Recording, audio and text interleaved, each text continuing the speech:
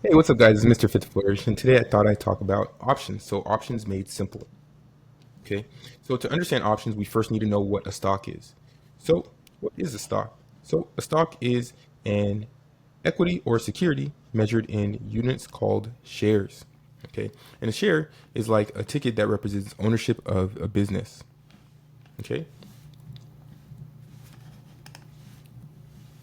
so one thing that people always ask is, hey, well, how do you open an options account? I don't have options trading on my Robinhood, Webull, etc., etc.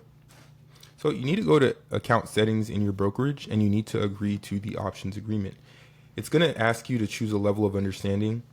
So what do you understand about options? Do you know how to sell covered calls, buying calls and puts, straddles, strangles, etc., etc.? And what is an option? So it's a contract on a stock. And it's like buying insurance, okay, on a stock. It gives you the right, but not the obligation to buy or sell an asset, which is going to be the stock, at a fixed price at a predetermined future date. And you don't have to exercise the right unless you want to. What most people do is they buy options, they buy the contract, and then they sell it once the contract has appreciated or gained value in price. Okay, so yeah, options are derivatives, and again, they're derived from the underlying asset. The value is in allowing money to be made by betting on the direction of price movement. Options are wasting assets, which means that they lose money over time, and the rate at which they lose money is not linear. Time decay rate increases each day. Okay, so I do have a couple examples that I'll talk about in the masterclass in the Discord. We'll skip those for now. But you need to understand that the options multiplier exists because every contract gives you control over 100 shares. Therefore, you'll typically see that the price of the option is represented as a dollar amount, so like 0.13, but you're actually going to be paying $13, which is the premium, because your that 0.13 represents the amount per share. Okay, so again, the option multiplier is 100. Okay.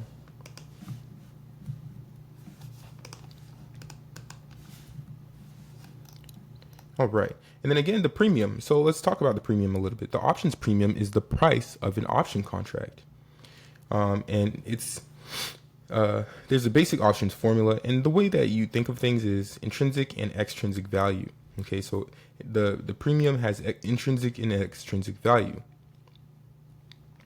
The intrinsic value is equal to the stock price minus the strike price. So it's pretty much what you can turn in the option for. And then out of the money, options have no real value. They only have extrinsic value, which is going to be time value and volatility. While in the money options have intrinsic and extrinsic value. And we'll talk about that in a little bit. So options further explained a little bit. So what is the strike price? The strike price is the predetermined price where the option can be exercised. Exercising just means that you're using the option contract to buy or sell the stock at the agreed upon price. Now, one thing you need to understand is when you're doing options, trading options, it's literally just a bet. It's just a bet. And the bet is if you think the stock is going to go up, you buy calls. If you think the stock's going to go down, you buy puts. And what do these do? Well, call options give you the right to buy a stock at a given price. And then a put option gives you the right to sell a stock at a given price. So it's hedging. Options also have expiration dates, and these expiration dates usually land on Fridays. If the option expires, then it will be worthless and it cannot be exercised. And you lose the premium that you paid. So again, going long, options is a bet. So calls, you're betting the stock's going up. Puts, you're betting the stock is going down. Okay.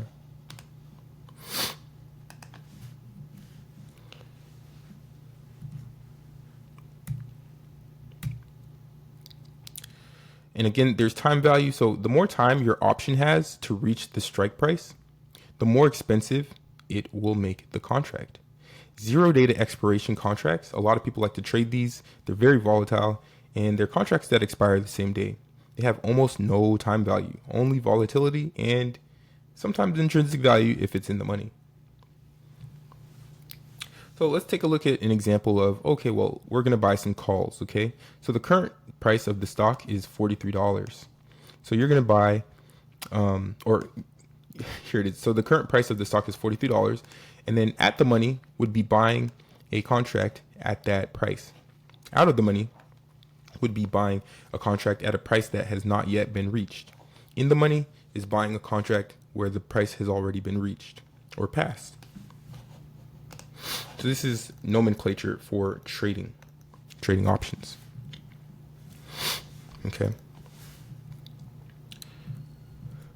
And that's pretty much all I wanted to talk about today. We can talk a little bit about the Greeks.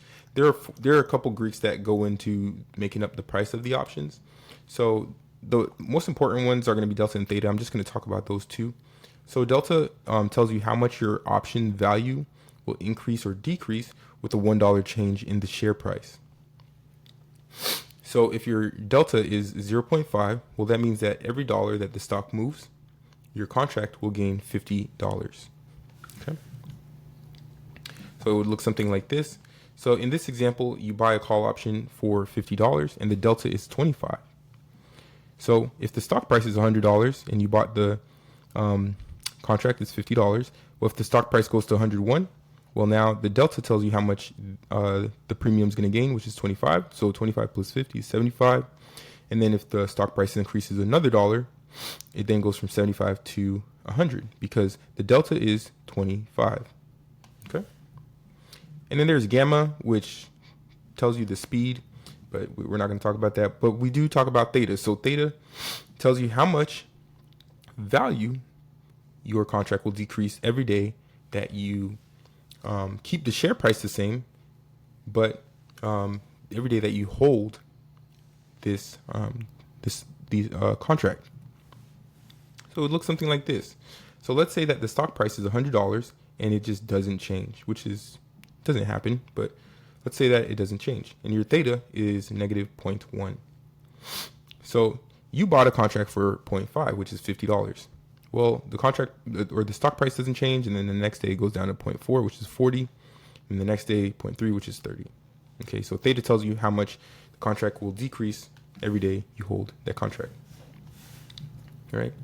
Another thing I'd like to talk about is implied volatility, and it just kind of describes how much the stock price changes on a day-to-day basis. But basically, implied volatility will tell you how volatile your contract will be.